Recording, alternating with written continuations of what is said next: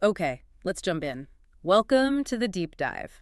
We cut through the noise to find the knowledge that really matters. And today, we're tackling a big one. We really are. The U.S. presidential election of 1896, it's more than just history. Definitely. It feels like a real crossroads moment for America. A seismic shift, you could say. Yeah, exactly. To get it, you need to picture the U.S. back then, late 19th century. Right. The Industrial Revolution is absolutely booming. Creating massive wealth, but also, well, huge inequality. You've got these industrial giants, fortunes being made like never before. But then you have the farmers, especially out south and west, they're really struggling. Drowning in debt, watching the prices for their crops just fall. It was tough. And that tension, that economic strain, wasn't just background noise, was it? Oh no, not at all. It was front and center. The absolute core conflict of the election. Boiling down to this huge debate over the nation's money. Gold versus silver. Sounds a bit dry, maybe, but it was incredibly personal for people. Especially if you were a farmer with debts. Right, the free silver idea, was pretty straightforward for them. If the government coins silver alongside gold, you increase the money supply. More money out there means, theoretically, debts are easier to pay off. And maybe, just maybe, the prices of your crops would go up a bit.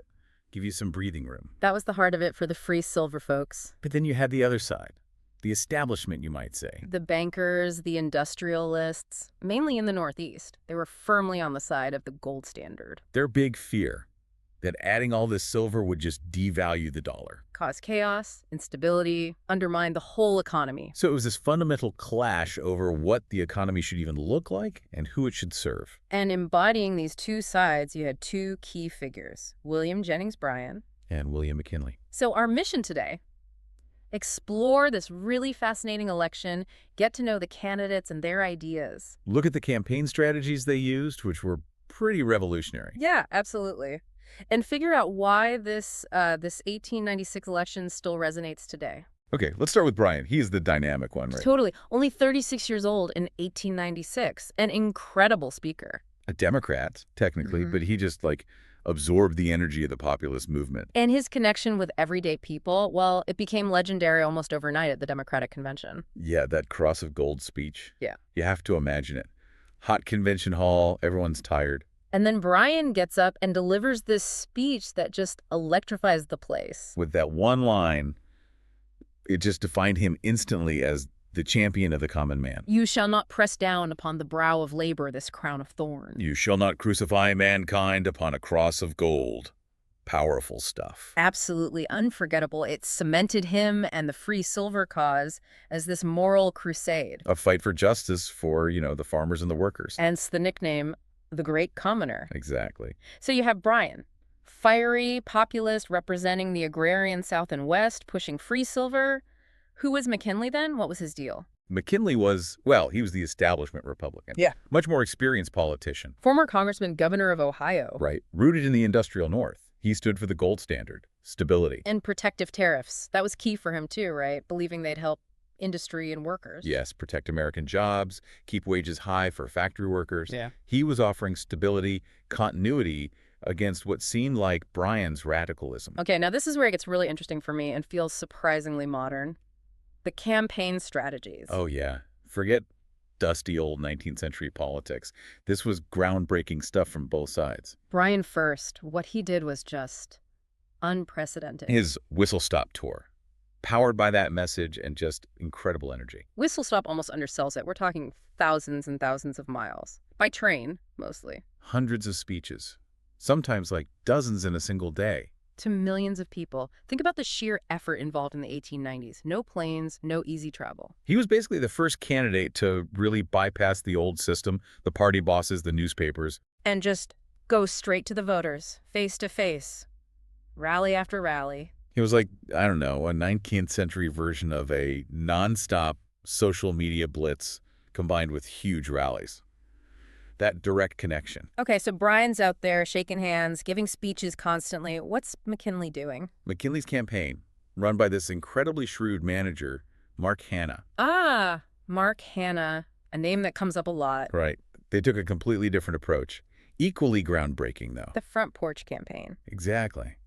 McKinley stayed home in Canton, Ohio. And people came to him. Yeah, delegations of supporters, often organized and funded by Hanna's operation, would travel to Canton. And McKinley would address them from his porch. But it wasn't casual.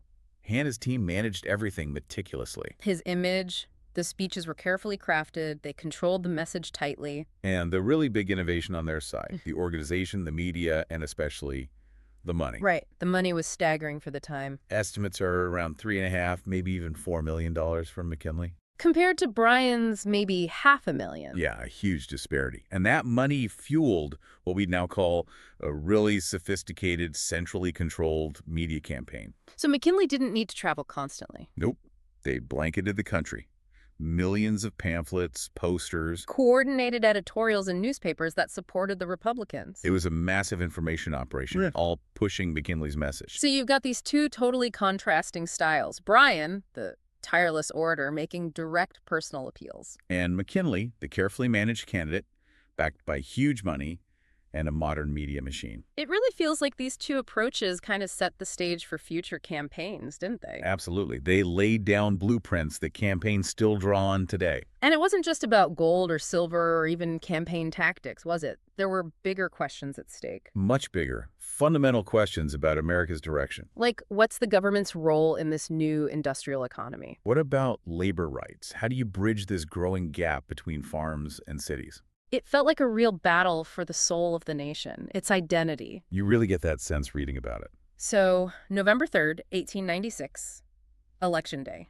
The tension must have been immense. Yeah. Would Bryan's populist wave sweep him into office, bringing free silver, maybe a more activist government? Or would McKinley's message of stability, backed by industry and that media machine, win the day? Keep the gold standard, keep business in the lead? The votes came in. And William McKinley won, decisively. Popular vote, electoral college, a clear victory. So looking back now, why was this election such a big deal? What are the key takeaways? Well, first, it really signaled the end, or at least the decline, of the populist movement as a major independent force. Right. Some ideas stuck around, but Yeah. free silver specifically. McKinley's win pretty much put that to rest. Second, it cemented the Republicans as the dominant party for decades to come. They became the party of industry, sound money, based in the cities in the industrial heartland. That coalition really defined the era. And that leads to the bigger picture thing. Historians call it the fourth party system. Yeah, this period of Republican leadership, the gold standard, focused on industrial growth. It wasn't just a blip. It set the economic and political trajectory for years, helped fuel America's industrial might, its rise globally. And as we talked about, the campaign innovations were huge. Bryan's direct appeal, foreshadowing how candidates connect with voters now. McKinley and Hanna showing the power of organization, big money, and managing the media. Dress rehearsal, in many ways, for modern politics. Definitely. You know, 1896 seems distant, but the issues feel surprisingly current. They really do. Economic inequality, government's role, money in politics. We're still debating these things. That crossroads moment back then still shapes where we are now. The echoes are definitely still there. So here's something to chew on after our deep dive today. Think about those two revolutionary campaign strategies from 1896. Bryan's direct, almost relentless personal connection to her. Versus McKinley's highly controlled, media-saturated, massively funded operation from his front porch. Which elements of those two different approaches jump out at you when you look at political campaigns today? And what does that maybe tell us about how we fundamentally go about choosing our leaders now in the 21st century? Something to think about. It really is. Thanks for joining us for this deep dive.